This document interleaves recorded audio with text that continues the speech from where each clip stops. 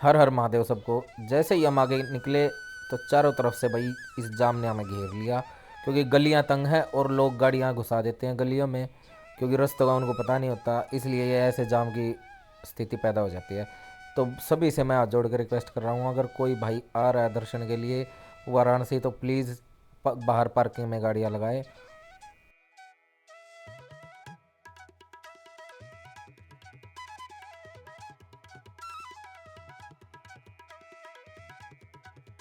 जाम से निकल के अब हम पहुंच गए हैं केदारेश्वर महादेव मंदिर।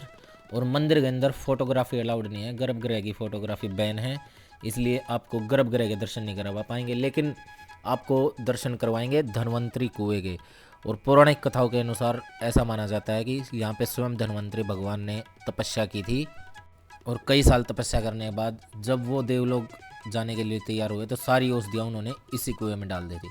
तो उस कुएं का बहुत ज़्यादा महत्व है, और ऐसा माना जाता है कि सारे जो चर्म रोग हैं, इवन कैंसर तक भी उस कुएं का जल ग्रहण करने से ठीक हो जाते हैं।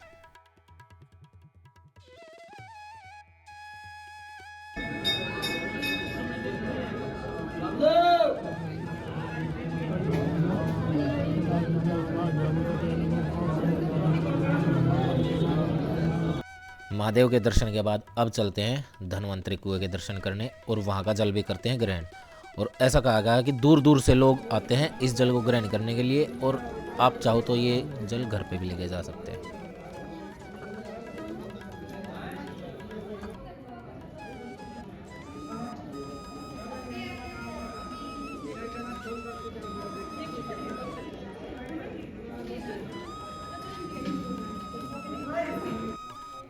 धन्वंतरी कुएं के दर्शन के बाद बराबर में ही शिवलिंग है नागेश्वर महादेव, और ऐसे छोटे छोटे यहाँ पे बहुत सारे शिवलिंग्स हैं, तो उनके दर्शन करते हैं फटाफट और फिर निकलेंगे आगे की यात्रा के लिए।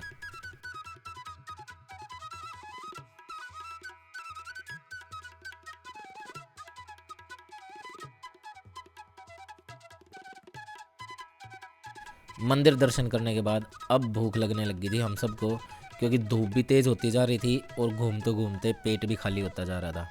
तो इसलिए हमारा मन था कुछ खाने का। बेबी को तो चाहिए थी लॉलीपॉप, तो ये लग गया अपनी लॉलीपॉप चूसने, और मैंने भैया को कहा भाई कुछ खिला के लाओ, तो वो लेके आए हमें गोपी ब्रदर्स के पास। इस दुकान के समोसे जितने बढ़िया हैं उससे ज़्यादा बढ़िया है यहाँ की चटनी। मूली पुदीने की चटनी थी, बहुत ज़्यादा टेस्टी और स्वादिष्ट, मज़ा आ गया ये चटनी खा के। ऐसी चटनी मैंने और कहीं नहीं खाई, भाई एक बार ज़रूर ट्राई करें यहाँ के समोसे। अब समय था लंच का, क्योंकि मम्मी ने समोसे नहीं खाए, वो बोली मेरे को तो अब खाना ही खाना है, तो मम्मी को लेके चल पड़े अब लंच के लिए।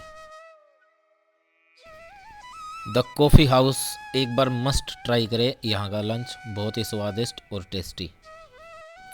लंच करने के बाद अब हम बढ़ चले हैं यात्रा के अगले पड़ाव में, और जो अगला डेस्टिनेशन है हमारा वो है संकट मोचन हनुमान मंदिर। देश के ऐतिहासिक मंदिरों में शामिल काशी विश्वनाथ जी का संकट मोचन हनुमान मंदिर, जिसका इतिहास करीबन 400 साल पुराना है। इसी मंदिर में हनुमान जी ने राम भक्त गोस्वामी तुलसीदास जी को दर्शन दिए थे, और उसके बाद बजरंगबली मिट्टी का स्वरूप धारण कर यहीं स्थापित हो गए थे।